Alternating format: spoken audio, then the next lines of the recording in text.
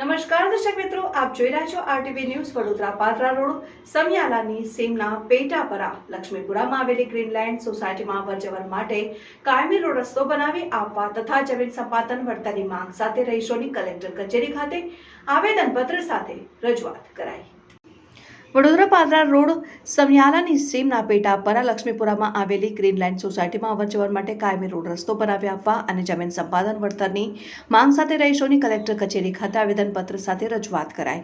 વડોદરા જિલ્લાના વડોદરાથી પાદરા જતા રોડ પર આવેલ સમિયાલાની સીમના પેટાપરામાં આવેલ લક્ષ્મીપુરા ખાતે મુંબઈ વડોદરા એક્સપ્રેસ હાઈવેના કારણે જમીન સંપાદન કરવામાં આવી હતી. અહીં ઘણા સમયથી આ જમીન સંપાદનમાં કોમન પ્લોટ પર ગયેલ જેનું વળતર આજ દિન સુધી આપવામાં આવેલ નથી. બીજી તરફ અહીં આવેલ ગ્રીનલેન્ડ સોસાયટીમાં અવરજવર માટે રોડ રસ્તો ન હોવાથી લોકોને ખૂબ જ હાલાકી વેઠવવાનો વારો આવી રહ્યો છે. હાલ ચોમાસાની ઋતુ દરમિયાન રાત્રિ દિવસ દરમિયાન વયોવૃદ્ધ સગર્ભા મહિલાઓ તથા અન્ય કોઈ આકસ્મિક ધોરણે હોસ્પિટલમાં કોઈને લાવવા લઈ જવા, નોકરિયાતોને નોકરી કામ ધંધાએ જવા આવવામાં અને અભ્યાસ કરતા બાળકોને આવવા જવા અને મહિલાઓને બજારના કામે આવવા જવામાં વગેરેમાં ઘણી તકલીફ પડી રહી છે. જો આવા સમયે કોઈ આકસ્મિક સમસ્યા સર્જાય તો તેના માટે જવાબદાર કોણ?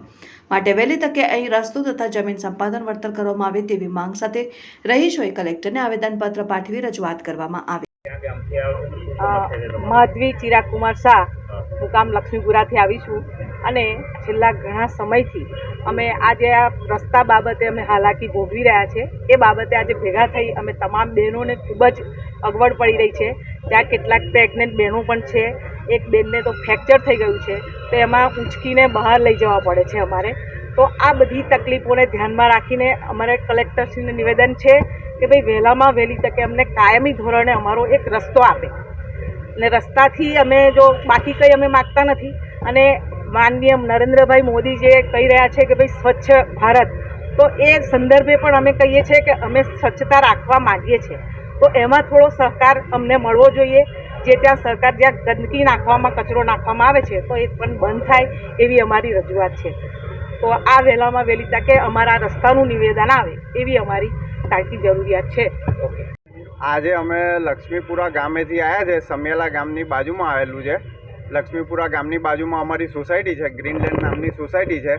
અમારી સોસાયટીનો જે અંદર જવા માટેનો રોડ છે એ રોડ NHIએ જે હાઈવે બનાવ્યો એમાં સદંતર જમીન સંપાદનમાં આખો રોડ અમારો જતો રહ્યો છે.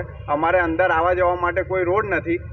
એના માટે અમે આવેદનપત્ર આપવા માટે કલેક્ટર ઓફિસમાં આવેલા છે અને સાહેબને આવેદનપત્ર આપ્યું છે, જેથી વહેલામાં વહેલી તકે અમારું જે આવવા જવા માટેની તકલીફ છે તેનું સમાધાન થાય અને અમારો રસ્તો અમને મળે તે માટે અમે આવેલા છે. અમારી સાથે અમારા સોસાયટીના બધા રહીશો આવેલા છે.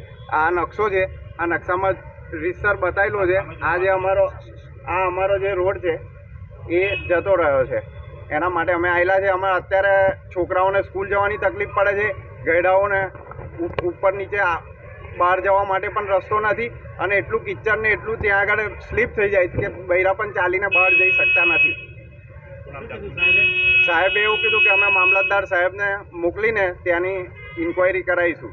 હવે આ ઇન્ક્વાયરીમાં કેટલા દિવસ લાગે તે અમારે જોવાનું રહેશે. અમે સાહેબને રિક્વેસ્ટ કરી છે જેટલું વહેલું બને તેટલો અમને અમારો રોડ આપી શકે, જેથી અમે આવવા જવાનું અમારે ચાલુ થાય. મારું રાહુલ પ્રજાપતિ, હું ગ્રીનલેન્ડ સોસાયટીમાં રહું.